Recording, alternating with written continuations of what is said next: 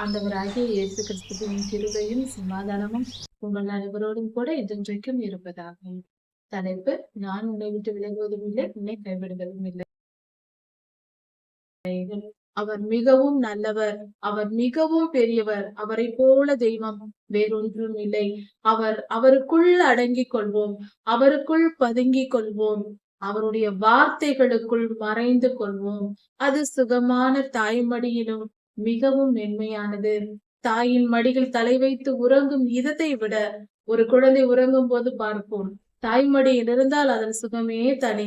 பரலோகத்தில் இருப்பது போல அது நினைத்துக் கொள்ளும். ஆனால் அதிலும் சுகமானது கர்த்தருடைய வழிகளில் நடப்பது, கர்த்தருக்குள் அண்டிக் கொள்வது.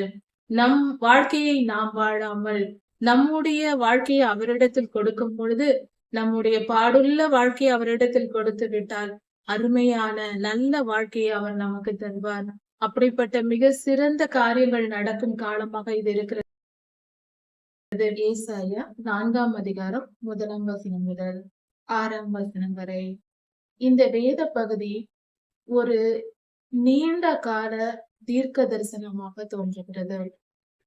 ஒரு குறிப்பிட்ட காலத்திலிருந்து, அதாவது 1 வருடம் 2 வருடம் என்று இல்லாமல் நீண்ட கால பல வருடங்கள் நடக்க போகிற ஒரு காரியத்தில் சுருக்கமாக இந்த வேத பகுதி கொடுக்கப்பட்டிருக்கிறது, தீர்க்க தரிசனமாக உரைக்கப்பட்டிருக்கிறது. இதன் ஆழத்தை நாம் அறிந்து பார்க்கும் பொழுது அப்படிதான் நமக்கு புரிகிறது. அதாவது ஒரு மிகப்பெரிய யுத்த காலம் ஒன்று வருகிறது. ஏனென்றால் அநேகம் ஆண்கள் இல்லை தேசத்தில், இஸ்ரவேல் தேசத்தில் இல்லை என்று சொல்லப்பட்டிருக்கிறது. ஆண்கள் யுத்தம் செய்வார்கள், அதனால் மிகப்பெரிய பேரிழப்பு ஏற்பட்டிருக்கிறது.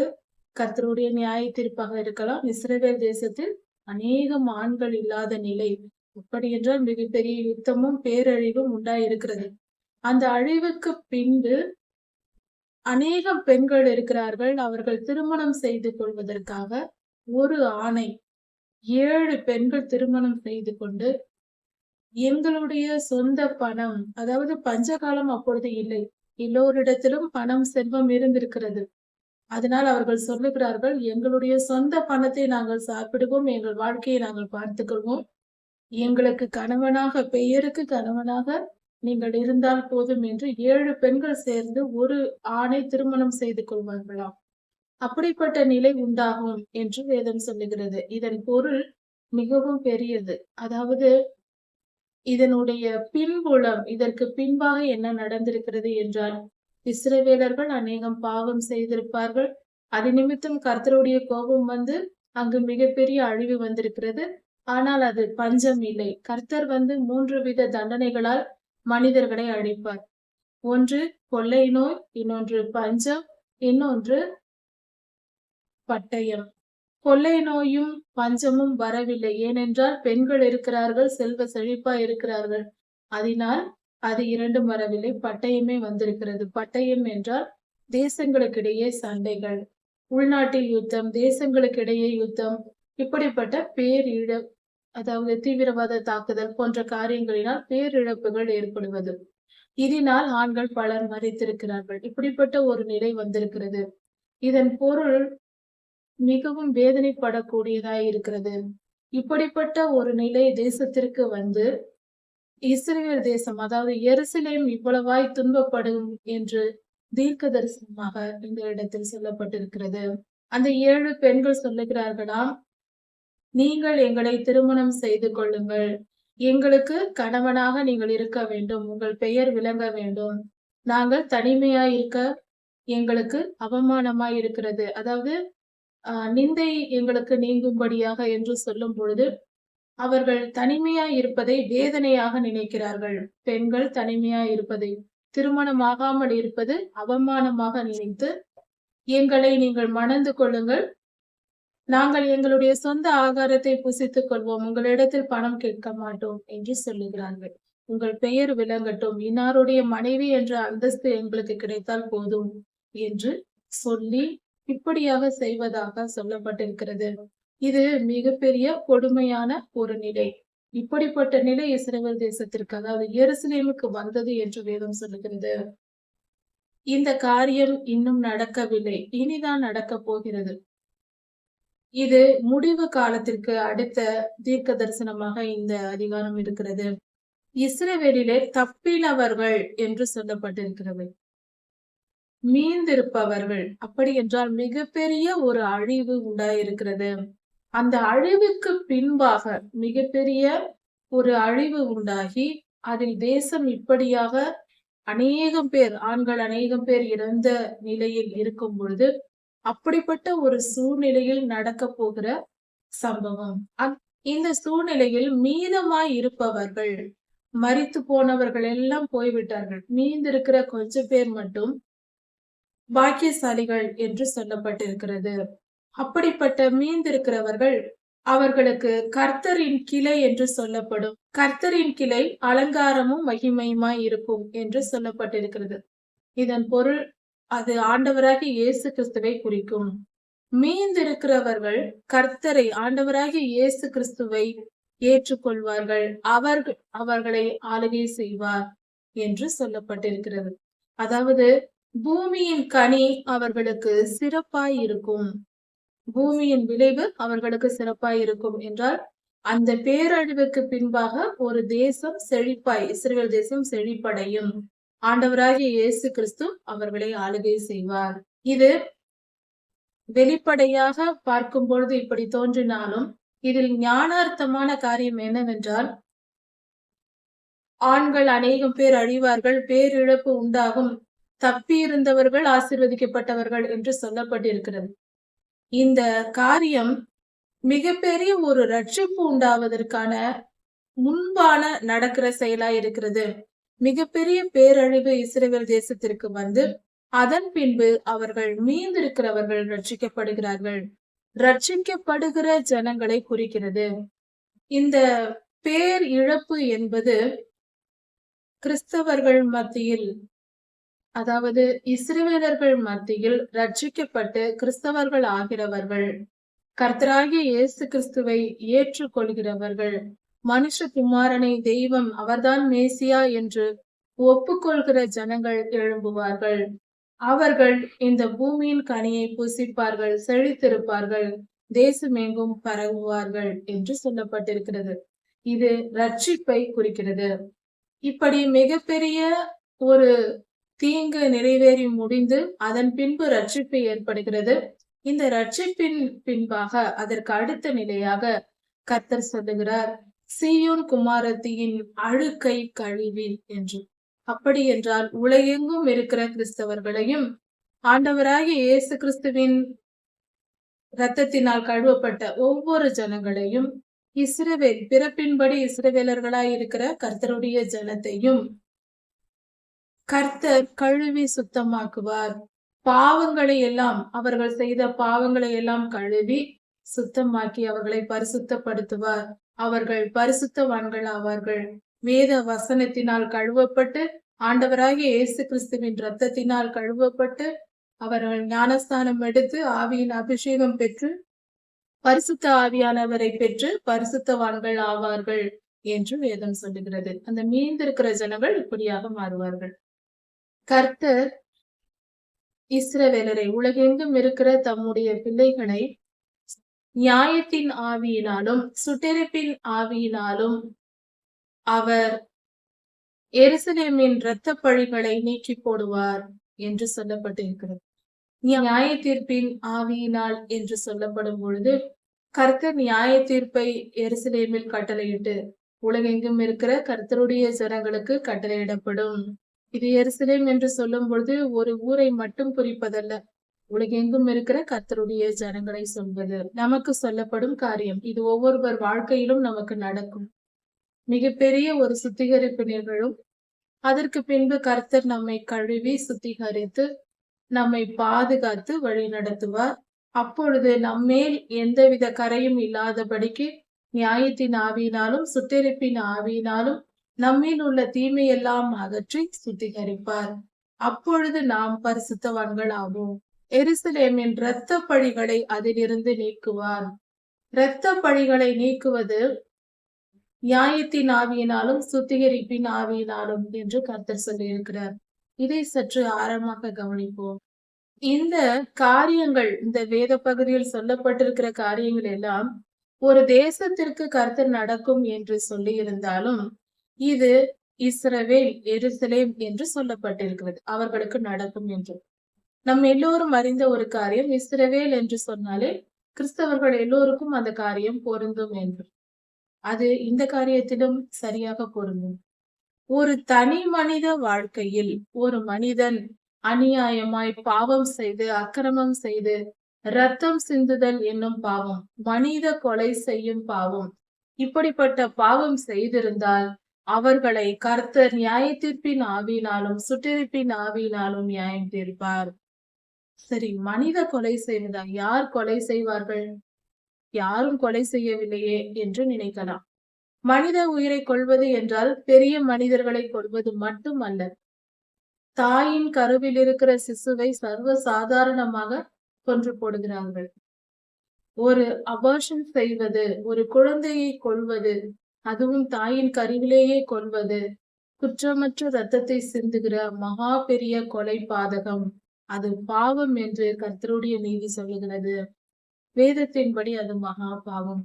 இப்படிப்பட்ட இரத்த பழிகள், இப்படிப்பட்ட பாவம் செய்தவர்கள், குற்றமற்ற இரத்தம், அந்த குழந்தை எந்த தீமையும் செய்யவில்லை, சூரியனை காணவும் இல்லை, தாயின் கருவிலேயே அது பிறக்க கூட இல்லை, அதற்குள் அதை கொன்று போடுகிற பல இடங்களில் சர்வ சாதாரணமாக செய்யப்படுகிற காரியமாய் இருக்கிறது.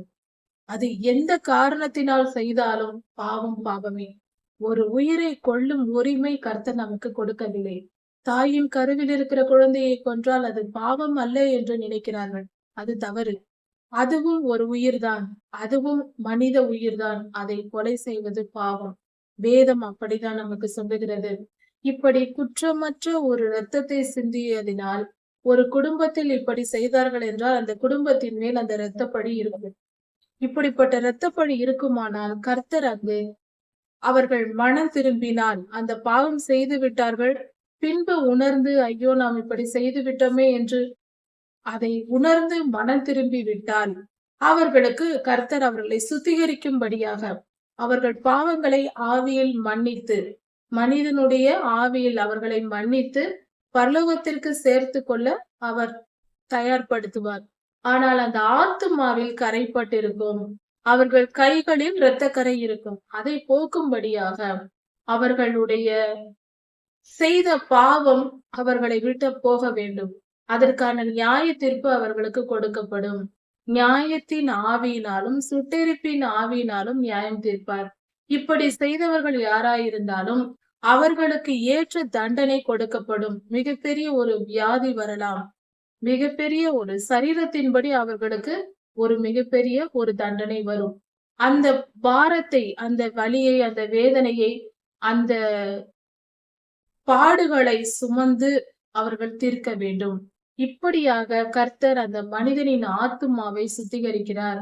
நாம் செய்தது தவறு, இந்த குழந்தையை நாம் கொன்றது தவறு என்று அவர்கள் அந்த இரத்த பழிக்கு மனம் திரும்பி மன்னிப்பு கேட்கும் போது அவர்கள் மனதை கர்த்தர் மன்னிக்கிறார். அவர்கள் செய்த பாவத்திற்கேற்ற நியாய தீர்ப்பை பிடித்து அவர்களை சுத்திகரித்து பரலோகத்திற்கு வருவதற்கு அவர்கள் இங்கேயே சுத்திகரிக்கப்படுகிறார்கள். நியாயம் தீர்க்காவிட்டால் அந்த கரையோடு அவர்கள் அங்கு போக முடியாது. அதற்கேற்ற தண்டனையை இங்கேயே அனுபவித்து முடித்து, அதனால்தான் பலருக்கு கிறிஸ்தவர்களா இருந்தாலும் பக்தி உள்ளவர்களா இருந்தாலும் சில நேரங்களில் மிகப்பெரிய வியாதிகளும் பாடுகளும் வரும். அதை அவர்கள் மனம் திருந்திய பின்பு அவர்கள் செய்த செயலுக்கல்ல, மனம் திரும்புவதற்கு முன்பு அவர்கள் செய்த பாவங்களுக்கு கர்த்தர் அப்படி ஒரு நியாய தீர்ப்பை கொடுத்து அவர்களை மீட்டுக் கொள்ளுகிறார். பரலோகத்தில் சேர்த்து கொள்ள ஆயத்தப்படுத்துவார். இது பாடுள்ள வலியுள்ள காரியம் என்றாலும், மன வேதனையை தரக்கூடிய காரியம் என்றாலும் உண்மையில் சந்தோஷப்பட வேண்டிய விஷயமா இருக்கிறது. ஏன் அப்படி என்றால், நியாய தீர்ப்பு இங்கு கொடுக்கப்படாவிட்டால் நாம் பரலோகத்திற்கு போக முடியாது. அக்னி கடலுக்கே பாத்திரவான்கள் ஆகும். இப்படி பார்த்தால் ஒரு மனிதனும் பரலோகத்திற்கு போக முடியாது. இப்படிப்பட்ட நிலை வரும். அதனால்தான் ஆண்டவர், நமது ஆண்டவராகிய இயேசு கிறிஸ்து ஆவியில் அவருடைய இரத்தத்தை நம் மேல் தெளித்து நம் ஆவியை சுத்திகரித்து விடுவார். மாம்சத்தினால் நாம் செய்த பாவத்திற்கு அதற்கு நியாய தீர்ப்பாக நம் சரீரத்திற்கு வியாதியை, பாடுகளை, வலிகளை கொடுப்பார். அந்த ஒரு குறிப்பிட்ட காலம் அதை நாம் சுமந்து தீர்த்து முடித்தால் அதன் பின்பு நாம் விடுதலையாக்கப்படுவோம், பரிசுத்தவான்களாய் இருப்போம், கர்த்தருடைய ராஜ்யத்தில் சேர முடியும். சாத்தான் நம்மை குறித்து எதுவும் பேச முடியாது. அதற்கேற்ற நியாய தீர்ப்பை கர்த்தர் கொடுத்து விட்டார். அப்பொழுது பொல்லாத சாத்தான் யோபையாவை குறித்து பேசியது போல நம்மை குறித்து போய் பரலோகத்தில் பேச முடியாது. அவளுக்கு நான் நியாயம் தீர்த்து விட்டேன் என்று கர்த்தர் சொல்லுவார். அதனால் அவன் போய் கேட்பதற்கு அங்கு வேலை இருக்காது. கர்த்தர் அந்த நியாய தீர்ப்பை நமக்கு கொடுக்காவிட்டால் இவன் குற்றப்படுத்திக் கொண்டே இருப்பான். உமது மகளாய் இருந்து இந்த காரியத்தை இவர் செய்தால், உமது மகனாய் இருந்து இந்த காரியத்தை இவன் செய்திருக்கிறானே, இப்படிப்பட்ட பாவியையா பரலோகத்தை நீர் சேர்த்துக் கொள்வீர்? என்னை பாவி என்று கீழே தள்ளினீரே, இவர்களை சேர்த்துக் கொள்வீரா என்று அவன் கேள்வி கேட்பான். இப்படியெல்லாம் கேட்பானா என்றால் யோபு ஐயாவின் சரித்திரத்தை படித்து பார்ப்போம். யோபு 1 அதிகாரம் 2 அதிகாரங்களில் பொல்லாதவன் என்னெல்லாம் பேசுகிறான் என்று தெரியும். வெளிப்படுத்தல் புஸ்தகத்திலும் கொடுக்கப்பட்டிருக்கிறது பல காரியங்கள். எசேக்கியேல் தீர்க்க தரிசன புஸ்தகம் போன்ற தீர்க்க தரிசன புஸ்தகங்களிலும் பொல்லாதவன் பேசுகிற காரியங்கள் பரலோகத்தில் கொடுக்கப்பட்டிருக்கிறது.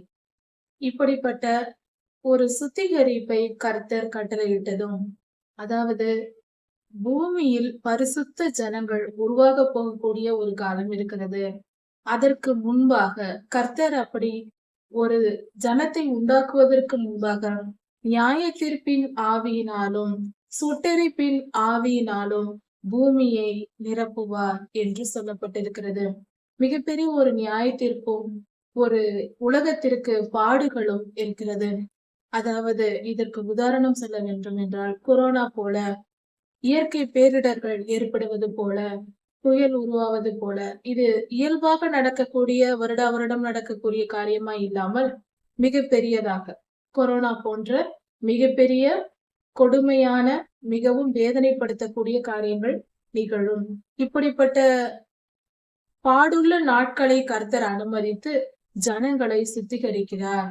மனிதர்களுடைய இருதயம் கர்த்தருக்கு பயப்படுகிற பயத்தின் நோக்கி வரும்படியாகவும், கர்த்தருக்கு பயப்படுகிற பயத்தை பெற்றுக்கொள்ளும்படியாகவும், கர்த்தர் ஒருவர் இருக்கிறார் என்று உணர்ந்து பயந்து மனம் திரும்பி பாவம் செய்யாமல் ஒரு கூட்ட ஜனங்கள் மனம் திரும்புவதற்கு வாய்ப்பாக கர்த்தர் இதை செய்கிறார். எல்லோருக்கும் வாய்ப்பு கொடுக்கப்படுகிறது. ஆனால் ஒரு கூட்ட ஜனங்கள் மனம் திரும்புவார்கள். அப்படி மனம் திரும்பிய மனிதர்கள் சீயோனில் மீதியாய் இருந்து எருசலேமில் மீதியாய் இருப்பவர்கள் இப்படிப்பட்ட பரிசுத்தவான்களாய் அவர்கள் இருப்பார்கள். அதாவது கர்த்தரால் ரட்சிக்கப்பட்ட கிறிஸ்தவர்கள் உலகெங்கும் இருக்கிறவர்கள் பரிசுத்தவான்களாக மாறுவார்கள். அவர்கள் பல பாடுகள் கடந்து வந்து பரிசுத்தமாய் கர்த்தருக்கு பக்தி வைராக்கியத்தோடு நிற்கக்கூடிய ஒரு ஜனமாக அவர்கள் இருப்பார்கள். கர்த்தருக்காக எதையும் செய்யத்தக்கவர்களாய் பரிசுத்த வாழ்வு வாழ்ந்து பிறருக்கு நன்மை செய்யக்கூடியவர்களாய், எல்லாவித அக்கிரமங்களும் அவர்களை தொடாதபடிக்கு காத்து கொண்டவர்களாய் இருப்பார்கள். அப்படிப்பட்ட ஜனம் ஒன்று எழும்பும். அப்பொழுது கர்த்தர் சீயோன் மலையின் மேல், அப்படி என்றால் கிறிஸ்தவர்கள் மத்தியில் மிகப்பெரிய வெளிச்சத்தை உண்டாக்குவார். பகலில் மேகத்தையும் புகையும், இரவில் கொழுந்துவிட்டு எரியும் அக்னி பிரகாசத்தையும் உண்டாக்குவார். இஸ்ரவேலர்களின் வனாந்திர பயணத்தில் இப்படிதான் கர்த்தர் அவர்களை வழிநடத்தி வந்தார். அது போலவே உருவாக்குவேன் என்று சொல்லுகிறார். மகிமையானவைகளின் மேலெல்லாம் காவல் உண்டாகும். இதை சற்று ஆழமாய் கவனிக்க வேண்டும். இது ஒரு கம்ப்யூட்டர் கோடிங் போல கொடுக்கப்பட்டிருக்கிறது. ஆனால் இதன் ஆழம் மகா பெரியது. ஒரு தேசத்தை குறித்து ஒரு ஊரை குறித்து சொல்லப்படுவது போல சொல்லி இருந்தாலும் ஒவ்வொரு தனி மனித வாழ்க்கையிலும் இப்படியாக நடக்கும். கர்த்தர் இப்படி செய்வார் என்று வெளிப்படுத்தப்பட்டிருக்கிறது. அதாவது ஒவ்வொரு மனிதன் மேலும் காவல் இருக்கும் என்று சொல்லப்பட்டிருக்கிறது. இதை சற்று கவனித்து பார்ப்போம். உலகெங்கும் இருக்கிற பரிசுத்தவான்கள் பாதுகாக்கப்படுவார்கள். இது எப்படிப்பட்ட காலத்தில் உருவாகும்? ஒரு பாதுகாப்பு உண்டாகிறது என்றால் ஆபத்து இருந்தால்தான் பாதுகாப்பு தேவை. இல்லை என்றால் சுதந்திரமாக இருக்கலாமே. ஆபத்து நேரிடுவதற்கு முன்பே நாம் பாதுகாத்துக் கொள்வோம், அல்லது ஆபத்து வருகிறது என்று தெரிந்தால் நாம் பாதுகாப்பாய் இருப்போம். இதுதான் இயல்பு. காவல் உண்டாயிருக்கும் என்று கர்த்தர் சொல்லுகிறார் என்றால் உலகெங்கும் ஆபத்து நிறைவேறி கொண்டிருக்கும், ஆபத்து நடந்து கொண்டிருக்கும், மிகப்பெரிய தீமை நடந்து கொண்டிருக்கும். அப்படி என்றால் பொல்லாத சாத்தானின் ஆளுகை, அந்தி கிறிஸ்துவின் ஆட்சி நடந்து கொண்டிருக்கும். அந்த சமயத்தில் இப்படிப்பட்ட பரிசுத்தவான்கள், நியாய தீர்ப்பை சுமந்தவர்கள், பல பாடுகளை பட்டவர்கள், பலவித துன்பத்திற்கும் ஆளாகி அத்தனையும் தாங்கினாலும் கர்த்தர் மேல் பற்றும் விசுவாசத்தை உறுதியாய் பற்றி கொண்ட பரிசுத்தவான்கள் இருப்பார்கள். அவர்கள் சீயோன் மலையில், சபைகளிலும், வாசஸ்தலங்களிலும் இருப்பார்கள். அப்படி என்றால் கர்த்தருடைய மறை, சீயோன் மலை என்பது கர்த்தரை குறிக்கும். ஆண்டவராகிய இயேசு கிறிஸ்துவை மலை, கல் என்ற உவமைகளில் சொல்லப்படுவதுண்டு. அப்படி அவருக்குள் நாம் எல்லோரும் இருக்கும் பொழுது அவருடைய மகிமையினால் நாம் மறைக்கப்படுகிறோம், நாம் பாதுகாக்கப்படுவோம். அப்படிப்பட்ட உலகெங்கும் இருக்கிற கிறிஸ்தவர்கள், கர்த்தருடைய நியாய தீர்ப்பினால் சுத்திகரிக்கப்பட்டவர்கள், அவரால் ரட்சிக்கப்பட்டவர்கள், அவர் அறிவித்த மனம் திரும்புதலை ஏற்றுக்கொண்டு ரட்சிக்கப்பட்டு நியாய தீர்ப்பினால் சுத்திகரிக்கப்பட்டு பரிசுத்தமாக்கப்பட்ட ஜனங்கள் கர்த்தரை அண்டிக் கொண்டிருப்பார்கள். அவர்கள் கர்த்தரால் பாதுகாக்கப்படுவார்கள். மலை என்பது ஆண்டவராகிய இயேசு கிறிஸ்துவை குறிக்கும். சீயோன் மலை என்று சொல்லும் பொழுது அவருக்குள் வாசமாய் இருப்பவர்கள், அவருடைய சபையில் இருப்பவர்கள், கிறிஸ்தவர்கள், அவருக்குள் வாசமாய் இருப்பவர்கள், உண்மையாய் கர்த்தரை நேசித்து அவருக்கு பயந்து வாழ்கிற ஆண்டவராகிய இயேசு கிறிஸ்துவின் பிள்ளைகளாக, அவருடைய ரட்சிப்பை பெற்றவர்களாக வாழ்கிற ஜனங்கள் பாதுகாக்கப்படுவார்கள். அவர்கள் பாதுகாக்கப்படுவார்கள். அவர்கள் மேல் மகிமை உண்டாயிருக்கும். அப்படி என்றால் அவர்கள் மிகப்பெரிய ஊழியத்தையும் செய்வார்கள். கர்த்தருடைய பாதுகாப்பு அவர்களுக்கு இருக்கும். அவர்கள் ஊழியம் செய்து கர்த்தருக்கு மகிமை உண்டாக்குவார்கள். கர்த்தருடைய பெயர் புகழ்ச்சி பெறும்படியாக அவர்களுடைய செயல் இருக்கும். பகலிலே வெயிலுக்கு நிழலாகவும் பெருங்காற்றுக்கும் மழைக்கும் மறைவிடமாகவும் ஒரு கூடாரம் உண்டாயிருக்கும். காற்று மழை வந்தால் அண்டிக் கொள்வதற்கு ஒரு கூடாரம், பகலில் வெயிலுக்கு ஒதுங்கிக் கொள்ள ஒரு கூடாரம் உண்டாயிருக்குமாம். அப்படி என்றால் உலகெங்கும் தீமைகள் நிறைந்திருக்கும். இது உலகெங்கும் இருக்கிற எல்லா ஜனங்களுக்கும் தீமை வரும். எப்படிப்பட்ட தீமை? பகலிலும் தீமை, இரவிலும் தீமை என்றால் சமாதான காலத்திலும் அவர்கள் போராடி கொண்டிருப்பார்கள். உபத்திரவ காலத்திலும் அவர்கள் போராடி கொண்டிருப்பார்கள். சத்துருவோடு, பொல்லாத சாத்தனோடு யுத்தம் செய்து போராடி கொண்டிருப்பார்கள். அவர்களுக்கு எந்த தீமையும் வராதபடிக்கு கர்த்தர் ஒரு கூடாரத்தை வைத்திருப்பார். ஆண்டவராகிய இயேசு கிறிஸ்து என்னும் நாமமே அந்த கூடாரம். அல்லேலூயா. கர்த்தருடைய நாமத்திற்குள் ஒளிந்து, அவருடைய நாமத்திற்குள் ஒளிந்து நாம் அண்டிக் கொள்வோம். அப்பொழுது நாம் பாதுகாக்கப்படுவோம். ஆண்டவராகிய இயேசு கிறிஸ்து நம்முடைய தேவன், நம்முடைய தகப்பன், நம்முடைய நேசர்.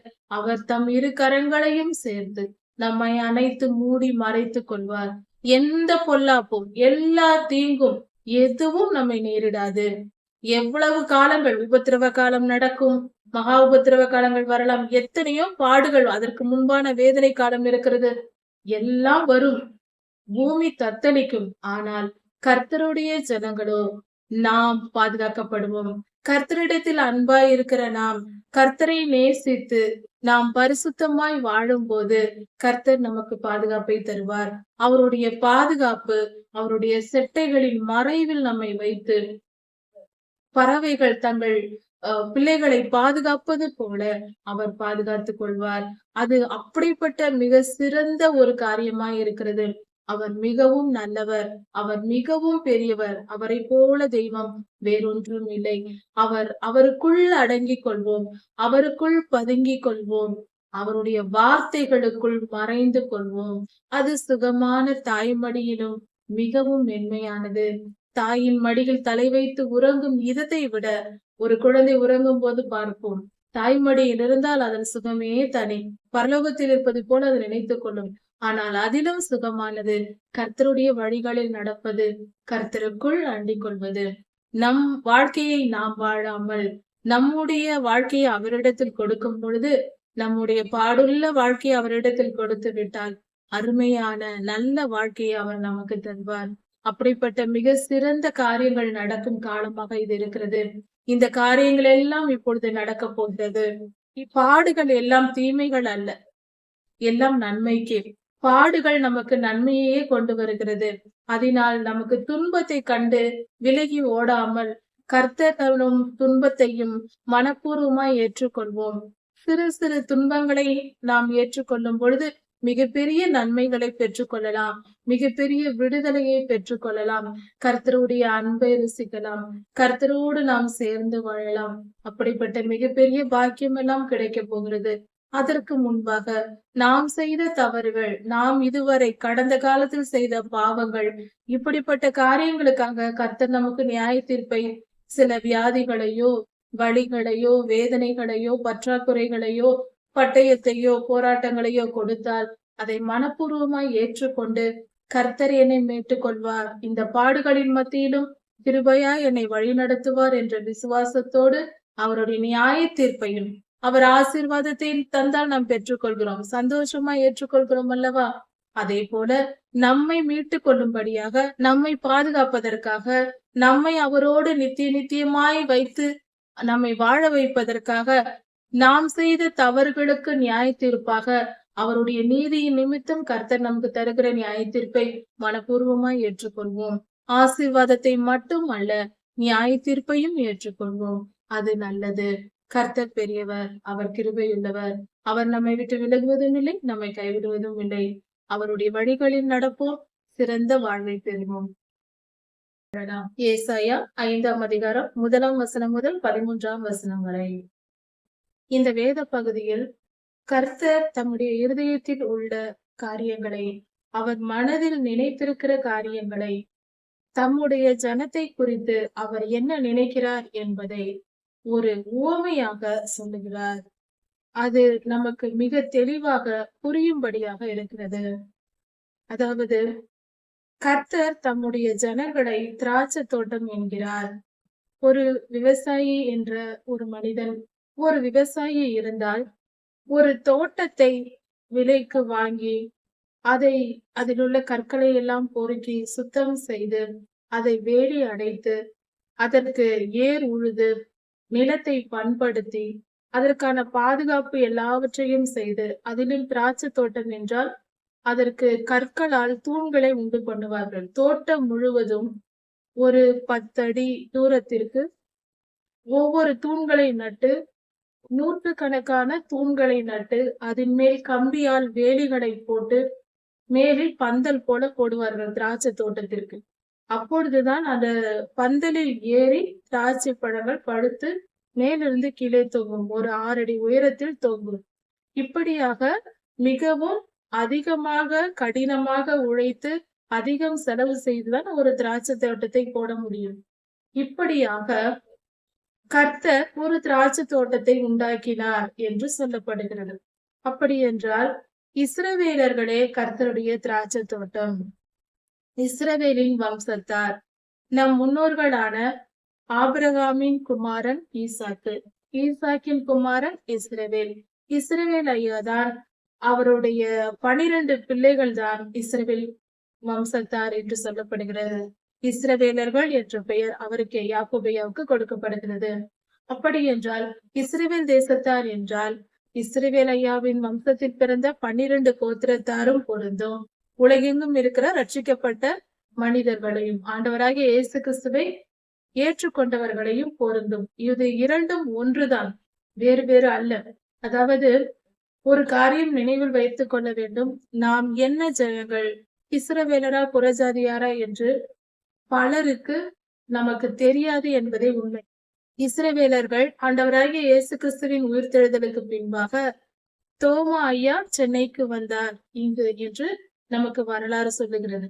அதற்கு முன்பாகவும் அதற்கு பின்பாகவும் அநேகம் இஸ்ரவேலர்கள் உலகெங்கும் சிதறடிக்கப்பட்டார்கள் என்று சொல்லப்பட்டிருக்கிறது. கர்த்தருடைய உயிர்த்தெழுதலுக்கு பின்பாக உலகெங்கும் இஸ்ரவேலர்கள் சிதறடிக்கப்பட்டார்கள். சுமார் 1800 1900 வருடங்கள் அவர்களுக்கு தேசம் என்று ஒன்று இல்லாமல் துரத்தி அடிக்கப்பட்டார்கள். எல்லா தேசங்களிலும் வந்து அந்நியராய் வாழ்ந்தார்கள். எப்படி இஸ்ரவேல் ஐயாவின் காலத்தில் இஸ்ரவேல் கோத்திரத்தார் 70 பேர் சென்று எகிப்தில் 430 வருடம் இருந்தது போல, ஆண்டவராகிய இயேசு கிறிஸ்துவின் சிலுவை மரணத்திற்கு பின்பு அவருக்கு அந்த கொடுமையை அவர்கள் செய்தது நிமித்தமாக பிதாவாகிய தேவன் நியாய தீர்ப்பாக இஸ்ரவேல் தேசத்தை சிதறி போக பண்ணினார். ஆண்டவராகிய இயேசு கிறிஸ்துவுக்கு தேவன் தம்முடைய ஒரே பேரான குமாரனை இந்த பூமிக்கு அனுப்பிய போதும் அவரை ஏற்றுக்கொள்ளாமல் அவரை சிலுவையில் அறைந்தார்கள். அதை நிமித்தம் கர்த்தர் அவர்களுக்கு நியாய தீர்ப்பாக உலகெங்கும் இஸ்ரவேலர்கள் சிதறடிக்கப்பட்டார்கள். அந்த சிதறடிக்கப்பட்ட ஜனங்கள் இன்றும் அந்தந்த தேசத்தில் வாழ்ந்து கொண்டுதான் இருக்கிறார்கள், அந்நியர்களாக. இப்படியாக நாம் பார்க்கும் பொழுது நம்முடைய முன்னோர்களின் வரலாறு பலருக்கு மறந்து போனது, நமக்கு தெரியாமல் இருக்கிறது. இஸ்ரவேலர்கள் சிதறடிக்கப்பட்டு போனார்கள், அந்தந்த தேசத்தின் பழக்க வழக்கங்களில் மூழ்கி போனார்கள். சுமார் 2000 வருடம் ஆகிறது. ஆனாலும் சில பாரம்பரிய காரியங்கள் தொன்று தொட்டு வருவதும் உண்டு, பல காரியங்கள் மறைந்து போனதும் உண்டு. அப்படி பார்க்கும் பொழுது உலகெங்கும் இருக்கிற கிறிஸ்தவர்கள் இஸ்ரவேலராக இருப்பதற்கும் வாய்ப்பு உண்டு. எல்லா ஜாதியாரோடும் கலந்து விட்டார்கள், எல்லா தேசத்தாரோடும் கலந்து விட்டார்கள், எல்லா மொழி பேசுகிற மனிதர்களோடும் கலந்து விட்டார்கள். அப்படி இருக்கும்போது வித்தியாசம் கண்டுபிடிப்பது அரிதாய் இருக்கிறது.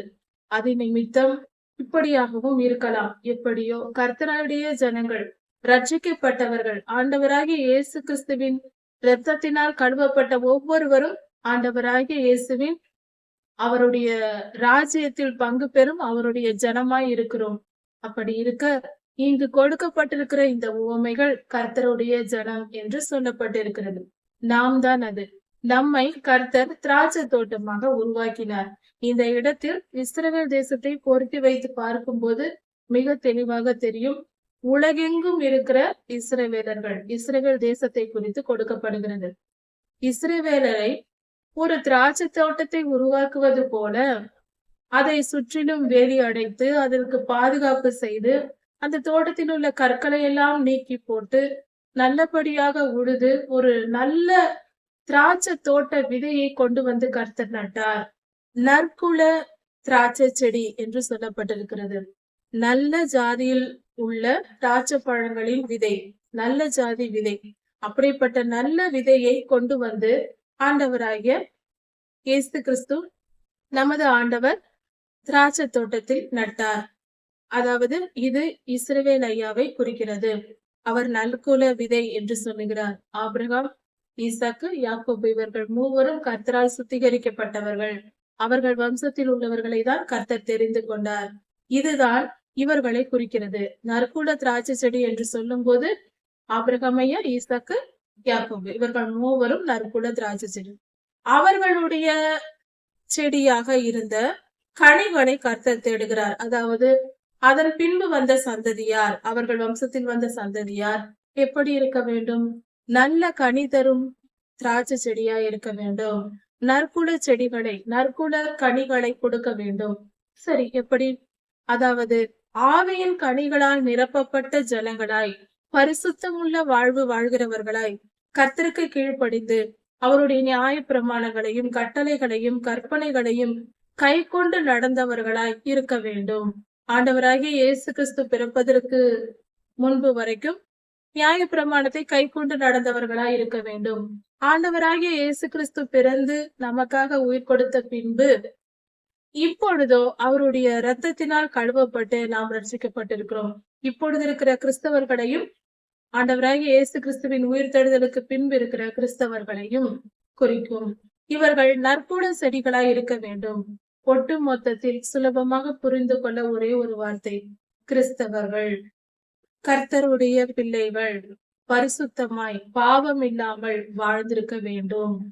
அவர்கள் நல்ல விதையாக தான் கர்த்தர் தெரிந்து கொண்டிருக்கிறார். அதை நல்லபடியாக விதைத்து வளர்த்திருக்கிறார். அதற்கு தேவையான எல்லா பாதுகாப்புகளையும் கொடுத்திருக்கிறார். எல்லாவற்றையும் நிறைவாய் அந்த திராட்சை தோட்டத்திற்கு செய்திருக்கிறார். அந்த திராட்சை தோட்டம் நாம் ஒவ்வொருவரும் தான், ஒவ்வொரு மனிதனும் தான் அந்த திராட்சை செடியா இருக்கிறோம். நாம் நல்ல கனிகளை கொடுக்க வேண்டும். பரிசுத்த வாழ்வுதான் கர்த்தருக்கு நாம் கொடுக்கும் கனி. நாம் பரிசுத்த வாழ்வு கொடுக்க வேண்டும். பரிசுத்தமாய் இருந்து ஊழியம் செய்ய வேண்டும். உண்மையாய் இப்படியாக நாம் இருந்திருக்க வேண்டும். கர்த்தர் இந்த உலகத்தை விட்டு மேலே செல்லும் பொழுது அவர் நமக்கு கொடுத்த வார்த்தை, உலகம் முழுவதும் சென்று ஜனங்களை சீஷராக்குங்கள் என்றார். இந்த காரியத்தை நாம் செய்திருக்க வேண்டும். உலகெங்கும் இன்னும் கூட பல தேசங்களில் கர்த்தருடைய சுவிசேஷம் அறிவிக்கப்படாமல் இருக்கிறது என்று சொல்லுகிறார்கள். அப்படிப்பட்ட நிலை 2000 வருடமாக இருந்தும் கூட இவ்வளவு காலம் கொடுக்கப்பட்டும் நிறைவேறாமல் இருக்கிறது. இப்படிப்பட்ட காரியங்களே கர்த்தருக்கு பிரியம் இல்லாததாய் இருக்கிறது. கர்த்தருக்கு கோபமூட்டுகிற செயலாய் இருக்கிறது. நாம் பரிசுத்த வாழ்வு வாழாமல், கர்த்தருக்கு கீழ்ப்படிந்து அவருடைய கற்பனைகளையும் கட்டளைகளையும் கைக்கொண்டு வாழாமல், கர்த்தருடைய மலை உபதேசங்களை படித்து அதற்கு கீழ்ப்படியாமல், இச்சைக்கு இடம் கொடுத்து, பாவத்திற்கு இடம் கொடுத்து, பணத்தாசைக்கும் பெருமைக்கும் இடம் கொடுத்து வாழ்வதினால் கர்த்தருடைய கோபத்திற்கு ஆளாக நேரிடும். இதைதான் கர்த்தர் இங்கு சொல்லுகிறார். இப்படி திராட்சை தோட்டத்தை நான் நட்டேன். ஒரு தோட்டத்தை தெரிந்து கொண்டேன். அதில் உள்ள கற்களை பொறுக்கி அதை நன்றாக உழுது அதற்கு வேலி அடைத்து நல்ல விதைகளை நட்டு அதை நான் எல்லாவற்றையும் களை எடுத்து சுத்தம் செய்து நான் வைத்தேன். ஆனாலும் எல்லாம் செய்து வைத்து அந்த திராட்சை தோட்டத்தின் நடுவே நான் ஒரு கோபுரத்தையும் கட்டினேன், திராட்சரசம் பிழிவதற்காக. அதையும் செய்து நான் நல்ல கனி தரும் இந்த செடிகள் என்று காத்திருக்கும் பொழுது அது கசப்பான கனிகளை தந்தது என்று கர்த்தர் சொல்லுகிறார். கசப்பான கனிகள் என்றால் கர்த்தருக்கு பிரியமில்லாத வாழ்க்கை வாழ்கிற மனிதர்கள், கர்த்தருடைய ஜனங்கள், கிறிஸ்தவர்களை குறிக்கிறது. கர்த்தருக்கு பிரியமில்லாத வாழ்க்கை, சுயநலம், பெருமை, பணத்தாசை, இச்சை போன்ற காரியங்களுக்கு இடம் கொடுத்து வாழ்கிறவர்களை குறிக்கிறது. இப்படிப்பட்டவர்களை கர்த்தர் அருவருக்கிறார். கர்த்தர் எதிர்பார்த்ததோ நல்ல கனிகள், ஆனால் கிடைத்ததோ கசப்பான கனி. நம் வாழ்க்கை கர்த்தருக்கு கசப்பா இருக்கிறதா, இனிப்பா இருக்கிறதா? சற்று ஆராய்ந்து பார்ப்போம். நாம் கர்த்தருக்கு எப்படிப்பட்ட கனி தருகிறவர்களா இருக்கிறோம்? நாம் செடிகளா இருக்கிறோம்? நம்மளுடைய செயல்கள், நம் நினைவுகள், நம்மளுடைய பரிசுத்தம் தான் கனியா இருக்கிறது. பரிசுத்த கனிகளை கொடுக்கிறோமோ அல்லது கசப்பான கனிகளை கொடுக்கிறோமா? நம்மை நாமே ஆராய்ந்து பார்ப்போம். கர்த்தர் சொல்லுகிறார் கசப்பான கனிகளை கொடுத்தது என்று. இப்பொழுது கர்த்தர் கேட்கிறார், என் திராட்சை தோட்டத்திற்கு நான் என்ன செய்யலாம்? எல்லாவற்றையும் செய்து விட்டேன், செய்ய வேண்டிய எல்லா காரியத்தையும் செய்து விட்டேன். நான் இப்பொழுது அதற்கு என்ன செய்யலாம் என்று கர்த்தர் கேட்கிறார். அதற்கு நான் எல்லாவற்றையும் சிறப்பாக செய்து நல்ல கனிகளை எதிர்பார்த்திருக்கும் பொழுது அது கசப்பான கனிகளை ஏன் எனக்கு கொடுத்தது? அது ஏன் இப்படி செய்தது என்று கர்த்தர் கேட்கிறார். நம்மிடத்தில் பதில் உண்டா? நம் வாழ்க்கையின் கீழ்ப்படியாமை, நம்மளுடைய அக்கிரமங்கள், அநியாயங்கள், துன்மார்க்க செயல்கள், பாவமுள்ள வாழ்க்கை, இதை குறித்தே கர்த்தர் கேட்கிறார். நம்மிடத்தில் பதில் உண்டா? இல்லை. கர்த்தருக்கு ஏற்றவர்களாய் நாம் வாழாத போது, கிறிஸ்தவர்கள் வாழாத போது கர்த்தர் சொல்லுகிறார், இப்பொழுதோ நான் என் திராட்சை தோட்டத்திற்கு தண்டிப்பேன். வாருங்கள், வழக்காடுங்கள், என் திராட்சை தோட்டத்திற்கும் எனக்கும் நியாயம் தீருங்கள் என்று கர்த்தர் அழைக்கிறார். எனக்கும் என் திராட்சை தோட்டத்திற்கும் நியாயம் தீருங்கள். நான் என்ன செய்யவில்லை அதற்கு? ஏன் இப்படி எனக்கு கசப்பான பழங்களை தந்தது என்று கேட்கிறார். அவருடைய வார்த்தை எப்படிப்பட்ட நீதியா இருக்கிறது, நியாயமா இருக்கிறது. நம்மால் பதில் சொல்ல முடியுமோ? மனம் திரும்புவோம், இப்பொழுதே மனம் திரும்புவோம். கர்த்தர் சொல்லுகிறார், இப்படிப்பட்ட கனிகளை தந்த இந்த திராட்சை செடிக்கு நான் என்ன செய்கிறேன் பார். அதை சுற்றிலும் வேலி அடைத்திருந்தேன். அந்த வேலையை எல்லாம் நான் பிடுங்கி எறிந்து விடுவேன். அதற்கு நான் எல்லா பாதுகாப்பையும் எடுத்து விடுவேன். அதன் அடைப்பை எடுப்பேன். அது மிதியுண்டு போகும். மற்ற மிருகங்களாலும் மனிதர்களாலும் மிதிக்கப்பட்டு போகும். அதன் வேலையை எடுத்து போடுவேன். ஆடு மாடுகள் வந்து, கால்நடைகள் வந்து அதை மேய்ந்து போடும். அதற்கு அப்படி என்றால் இதன் பொருள், உலகெங்கும் இருக்கிற கர்த்தருடைய ஜனங்கள் பொல்லாத மனிதர்களிடம், தீயவர்களிடம் ஒப்பு கொடுக்கப்படுவார்கள் என்று பொருள். கர்த்தருடைய ஜனம் எப்பொழுதும் தவறு செய்யும் பொழுதெல்லாம் கர்த்தர் பொல்லாத மனிதர்களிடம் ஒப்பு கொடுத்து விடுவார். யாரை பார்த்து எந்த பாவத்துக்கு நாம் இடம் கொடுக்கிறோமோ அந்த பாவத்தின் மக்கள் மத்தியில் நாம் ஒப்பு கொடுக்கப்படுவோம். இதுவே கர்த்தருடைய நியாய தீர்ப்பாய் இருக்கிறது. இப்பொழுது கர்த்தர் சொல்லுகிறார், அந்த மிருகங்களின் இடத்தில் நான் ஒப்பு கொடுப்பேன். பொல்லாத மிருகங்கள் வந்து இஸ்ரவேல் தேசத்தை, அந்த திராட்சை தோட்டத்தை அழித்து போடும். அவைகள் மிதியுண்டு போகும். பாதுகாத்து வைத்தேன், நல்ல கனிகளை கொடுக்கவில்லை. இப்பொழுதோ அதை நான் விட்டு விடுகிறேன் என்று கர்த்தர் சொல்லுகிறார். அதை நான் பாழாக்கி போடுவேன் என்று கர்த்தர் சொல்லுகிறார். கிறிஸ்தவர்களை குறித்துதான் சொல்லுகிறார். அதன் கிளை நறுக்கப்படாமலும், அது களை கொத்தி எடுக்கப்படாமல், களைகளை நீக்கப்படாமலும் இருந்து முட்செடிகள் முளைத்து அது பெரியதாய் வளர்ந்து இந்த திராட்சை செடிகளை அழித்து போடும். அதன் மேல் மழை பெய்யாதபடிக்கு மேகங்களுக்கும் கட்டளையிடுவேன். அதனால் அது வறண்டு போகும், காய்ந்து போகும். அந்த திராட்சை செடி வாடி போகும். கர்த்தர் இப்படியாக இஸ்ரவேல் தேசத்திற்கு நியாய தீர்ப்பை கட்டளையிடுவேன் என்று சொல்லுகிறார். இது எப்படிப்பட்ட காரியமாய் இருக்கிறது? நாம் இது ஒவ்வொருவர் தனி மனித வாழ்க்கையிலும் நடக்கும். இஸ்ரவேல் தேசத்திற்கும் நடக்கும். உலகெங்கும் இருக்கிற திருச்சபைகளுக்கும் நடக்கும். சர்ச்சுகளுக்கு நடக்கும். இது எப்படி என்றால், கர்த்தர் தமக்கென்று ஜனங்களை தெரிந்து கொள்கிறார். அப்படி இருந்து கர்த்தருடைய பாதுகாப்பில் இதமாக வாழ்கிற மக்கள் நல்லவர்களாய் இருக்க வேண்டும். நல்வாழ்வு வந்த பின்பு, பாதுகாப்பு கிடைத்த பின்பு அக்கிரமம் செய்ய போகக்கூடாது, அநியாயம் செய்ய போகக்கூடாது. அப்படி செய்கிறவர்களுக்கு கர்த்தர் அந்த பாதுகாப்பை நீக்கி ஆசீர்வாதத்தை எடுத்து போடுவார். மனிதர்களின் குணமாய் இது இருக்கிறது. துன்பம் வந்தால் கர்த்தரே கர்த்தரே என்று தேடுவது. எல்லாம் முடிந்து கர்த்தர் விடுதலை ஆக்கி நமக்கு ஒரு சமாதானத்தையும் நல்வாழ்வையும் ஆசீர்வாதத்தையும் கொடுத்தால் கர்த்தரை மறந்து இச்சைக்கு ஓடுகிறது. இச்சையை வாழ்க்கை வாழ்வதற்கும் பொல்லாத வாழ்க்கை வாழ்வதற்கும் மற்றவர்களைப் போல் நானும் இன்பமாய் இருப்பேன் என்று குதித்தோடுவது மனிதர்களின் சுபாவமாய் இருக்கிறது. இப்படிப்பட்ட மனிதர்களோடு காலாகாலமாக ஆண்டாண்டு காலமாக கர்த்தர் போராடி கொண்டிருக்கிறார். நம்மை படைத்தவருக்கு நாம் கொடுக்கும் வேதனை இது. சற்று யோசித்து பார்ப்போம். கர்த்தர் எவ்வளவு நல்லவராய் இருக்கிறார், எவ்வளவு கிருபையாய் இருக்கிறார்.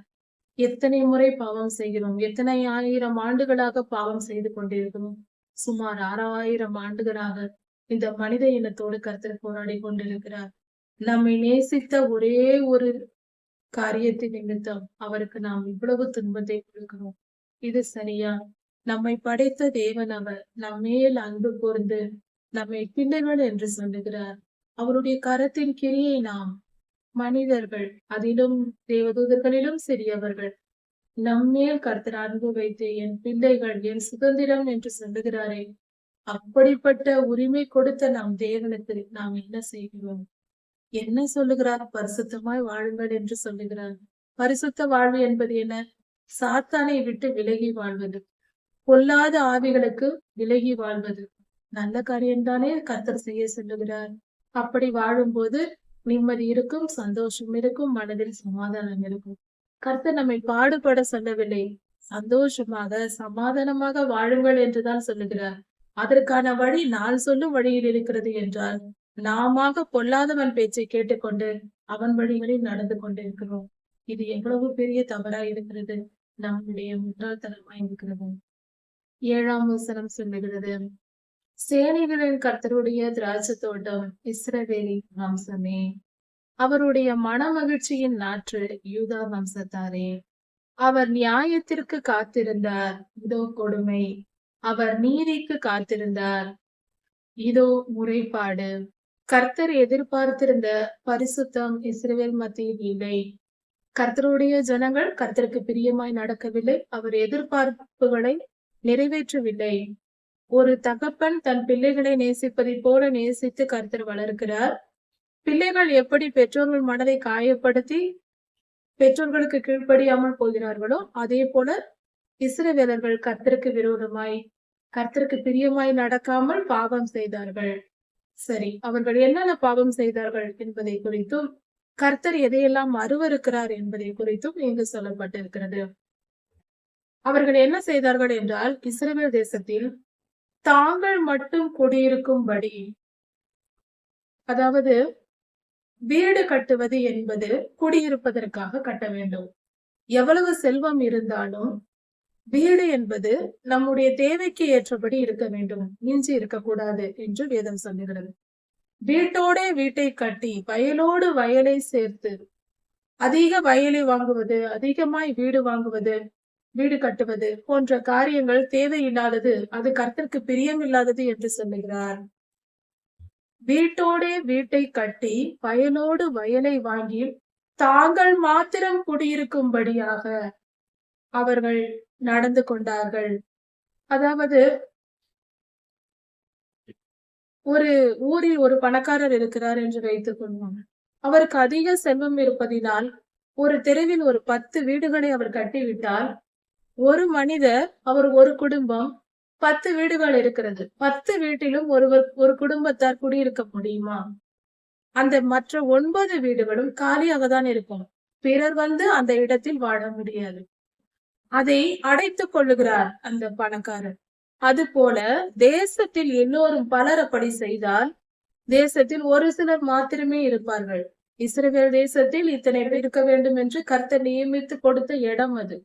அந்த இடத்தை முழுவதும் ஒரு சிலரே ஆக்கிரமித்துக் கொண்டால் மற்றவர்கள் குடியிருக்க இடமில்லாமல் போகும். இது இந்த காலத்திலும் நடக்கிறது. போதும் என்று மனம் வேண்டும். நம் தேவைகளுக்கு மிஞ்சி பணத்தையோ நிலத்தையோ வீட்டையோ சேர்ப்பது தவறு. அதுதான் இன்றைய அரசாங்க சட்டமாக கொண்டு வரப்பட்டிருக்கிறது. அதிக பணமும் அதிக சொத்தும் வைத்திருப்பவர்கள் அதிகாலத்தில் கொஞ்ச நாட்களுக்கு முன்பாக ஒரு 100 வருடங்களுக்கு முன்பாக எல்லாம் பார்த்தால் ஜமீன்தார்கள் என்று ஊரில் இருப்பார்கள். அவர்கள் மிகப்பெரிய அதாவது பல ஊர்களை சொந்தமாக வைத்திருப்பார்கள். ஒரு மனிதனை, மற்றவர்கள் எல்லாம் கூலிக்காரர்களா இருப்பார்கள். இப்படி ஒரு மனிதனிடத்திலேயே பணம் அதிகமாய் சேர்ந்திருந்த காலம் உண்டு. அதையெல்லாம் இப்பொழுது நீக்கப்பட்டு விட்டாயிற்று. அரசாங்கங்கள் நீக்கி அதிகம் ஓரளவுக்கு மேல் பணம் சம்பாதித்தால் வரி கட்ட வேண்டும் என்று வரியாக வாங்கி விடுகிறார்கள். அதிக நிலமும் அதிக இடமும் வாங்குவது தடை செய்யப்படுகிறது. மிகவும் கட்டுப்படுத்தப்பட்டிருக்கிறது இன்றைய ஜனநாயக ஆட்சியில். அதனால் நாம் இது நியாயம் என்பதே வேதம் இந்த ஏசாயா 5ஆம் அதிகாரத்தில் கர்த்தர் சொல்லியிருக்கிற இதே காரியத்தை தான் இன்று அரசாங்கங்கள் செய்கிறது. எல்லோரும் அதிகமாய் வீடு கட்டி எல்லோரும் அதிக நிலத்தை ஒரு சிலரை ஆக்கிரமித்துக் கொண்டால் இடம் ஆக்கிரமிக்கப்பட்டுவிடும். பலருக்கு வீடும் நிலமும் இல்லாமல் போகும். இப்படிப்பட்ட காரியத்தை அவர்கள் செய்தார்கள். இது கர்த்தருக்கு அருவருப்பாயிற்று. மெய்யாகவே உண்மையாகவே அந்த வீடுகள் பாழாகும். அதிகமாய் வீடு கட்டியவர்களுக்கு அந்த வீடுகள் பாழாகும். அவைகள் குடியில்லாமல் போகும். குடியிருக்க ஆள் இல்லாமல் போகும் என்று கர்த்தர் சொல்லுகிறார். ஒரு குடும்பத்தினரை மிகப்பெரிய பணக்காரராய் இருப்பவர்கள் பல வீடுகளை கட்டுவது தவறு என்று வேதம் சொல்லுகிறது. கர்த்தரின் கோபம் இப்படியாக வரும் அவர்கள் மேல். 10 உழக்கூடிய ஒரு திராட்சை தோட்டம் 1 படி ரசம் தரும் என்று சொல்லப்படுகிறது. சுமார் ஒரு 10 ஏக்கர் என்று வைத்துக் கொள்ளலாம். 10 ஏக்கர் நிலத்தில் திராட்சை தோட்டம் போட்டால் பல லட்சங்கள் வருமானம் வர வேண்டும். ஆனால் ஒரே 1 படி 1 லிட்டர் திராட்சை ரசம் தான் கிடைக்குமா? அந்த அளவுக்கு கர்த்தர் சபித்து விடுவாராம். ஒரு கல விதை என்பது சுமார் ஒரு 3 கிலோ விதையை எடுத்துக்கொண்டு போய் கோதுமையை விதைத்தால் அது ஒரு குறுணி விளையுமா? மிக சிறிய அளவு, மிக மிக சிறிய அளவுதான், குறைந்த அளவு, ஒரு மனிதன் சுமந்து வரும் அளவுதான் அது விளைச்சல் இருக்குமா? அப்படி என்றால் இது மிகப்பெரிய தண்டனை. பஞ்சம் வரும். கர்த்தர் விளைச்சலை அடித்து விடுவார். அதாவது விவசாயம் செய்தாலும் கோதுமையை நெல்லை விதைத்தாலும் அவைகள் அழிக்கப்படும். பூச்சிகள் போன்ற நோய் கிருமிகள் வந்து அந்த செடிகளை பயிர்களை அழித்து போடும். கர்த்தருடைய கோபம் இப்படியாக வரும். ஏனென்றால் இவ்வாறு அவர்கள் பாவம் செய்தார்கள். இதிலிருந்து இன்னொரு காரியத்தை நாம் புரிந்து கொள்ளலாம். நாமும் அதிக நிலம் வாங்குவது, அதிகமாய் வீடு கட்டுவது, நம் தேவைக்கு மிஞ்சின காரியங்களை அதிகமாய் பணத்தாசை பிடித்து சேகரித்தால் கர்த்தருடைய கோபம் வரும் என்ற பாடத்தை இந்த வேத பகுதியில் நாம் கற்றுக்கொள்ளலாம். நமக்கு இருப்பதை போதும் என்றால் அதை ஓரளவு நிறுத்தி கொள்ள வேண்டும். ஆசைப்பட்டு கொண்டே போகக்கூடாது. எனக்கு, என் பிள்ளைக்கு, என் பேர பிள்ளைக்கு என்று தலைமுறையாக யோசித்துக் கொண்டிருக்க கூடாது. இதெல்லாம் பேராசை. கர்த்தருக்கு பயந்து நம்மிடத்தில் அதிகம் இருக்குமானால் இப்பொழுது நம்முடன் வாழ்கிற ஏழை எளியவர்களுக்கு கொடுத்து உதவ வேண்டும். அப்படி செய்தால் நம் பிள்ளைகள் ஏழையாகாமல் கர்த்தர் பார்த்து கொள்வார். இப்பொழுது நாம் பிறருக்கு கொடுக்காமல் நமக்கு நம் பிள்ளைகளுக்கு என்று சேர்த்து வைத்தால் எவ்வளவு சேர்த்து வைத்தாலும் அவையெல்லாம் அழித்து போட்டு நம் பிள்ளைகளை ஏழையாக்கி விடுவார் கர்த்தர். எல்லாம் கர்த்தரிடத்திலிருந்துதான் வருகிறது. அதை புரிந்து கொள்வோம். கர்த்தருக்கு பிரியமாய் நடந்தால்தான் நம் வம்சம் தழைத்திருக்கும். நம் பிள்ளைகள், நம் பேர பிள்ளைகள், நம்முடைய வம்சமே தழைத்திருக்கும். கர்த்தருக்கு கீழ்ப்படிதலே நம் தலைமுறைகள் வாழ்வதற்கு நாம் செய்ய வேண்டிய காரியமா இருக்கிறது. கர்த்தருக்கு கீழ்ப்படிந்தால் நம் வாழ்வும் நன்றாயிருக்கும். நம்மளுடைய தலைமுறைகளும் நம்முடைய சந்ததியும் நன்றாய் வாழும். அதை புரிந்து கொண்டு நமக்கு மேல் ஒருவர் பார்த்து கொண்டிருக்கிறார், எப்பொழுதும் நம்மை கவனித்து நமக்கு நியாயம் தீர்க்கிறார் என்பதை உணர்ந்து செயல்பட வேண்டும். இவைகள் மட்டுமல்லாமல் அவர்கள் இன்னும் சில காரியங்கள் செய்தார்கள். அதிகாலையில் எழுந்திருந்து மதுபானத்தை தேடி போவது, மதுபானம் குடிப்பது, அந்த போதையிலேயே பகல் முழுவதும் இரவு வரைக்கும் குடித்துக் கொண்டிருப்பது, அதிகாலையிலிருந்து இரவு வரை குடித்துக் கொண்டே இருப்பது, இப்படிப்பட்ட சாராயம் குடிக்கிற ஜனங்களாய் இருந்தார்கள், போதையில் இருந்தார்கள். இதெல்லாம் கர்த்தருக்கு அருவருப்பான செயல், கர்த்தருக்கு பிடிக்காது. போதை வஸ்துகளை தொடுவது கர்த்தருக்கு அருவருப்பானது. அது மனிதனின் சுய புத்தியை கெடுத்துவிடும். அதனால் பாவம் செய்து அக்னி கடலுக்கு நம்மை தள்ளிவிடும். தயவு செய்து தீய பழக்க வழக்கங்கள் பின்பற்றக்கூடாது, பழகவும் கூடாது. கர்த்தர் அதிக செல்வமும் செழிப்பும் ஜனங்களுக்கு கொடுத்த போது இஸ்ரவேலர்கள் செய்த தவறுகள் இவையெல்லாம். அதிகமாய் வீடு கட்டுவது, அதிகமாய் நிலம் வாங்குவது, மதுபானம் குடித்து மோகத்தில் இருப்பது, அது மட்டுமல்லாமல் கேளிக்கைகளில் ஈடுபடுவது, மதுபானம் குடிப்பது, அதிகமான இசைக்கருவிகளை வாசித்துக் கொண்டு நடனங்களை பார்த்து கொண்டு இப்படியாக பொழுதை வீணாய் கழிப்பது, கர்த்தர் என்ன சொல்லுகிறார் என்று கர்த்தரை நோக்கி பார்ப்பதும் இல்லை, கர்த்தரை நினைப்பதும் இல்லை. இப்படிப்பட்ட வாழ்க்கை வாழ்ந்தார்கள். அவர் கரத்தின் கிரியைகளை சிந்திப்பதும் இல்லை. கர்த்தர் என்ன செய்கிறார் என்பதை கவனிக்காமல் சுரமண்டலம் வாசிப்பது, நன்றாக மதுபானம் அருந்துவது, நன்றாக விருந்து சாப்பிடுவது, விருந்து கொண்டாட்டங்களை ஏற்படுத்திக் கொள்வது, வாழ்க்கையை அனுபவிக்கிறேன் என்று இன்பமாய் பொழுதை கழித்துக் கொண்டு கர்த்தர் என்ன சொல்லுகிறார் என்பதையோ, கர்த்தர் என்ன செய்கிறார் என்பதையோ சிந்திக்காமல் கர்த்தரை நினைத்து பார்க்காமல் இருக்கிறார்கள். இப்படிப்பட்டவர்களுக்கு கர்த்தர் நியாயத்திருக்கிறார். இதுதான் கசப்பான கனி தரும் திராட்சை செடி.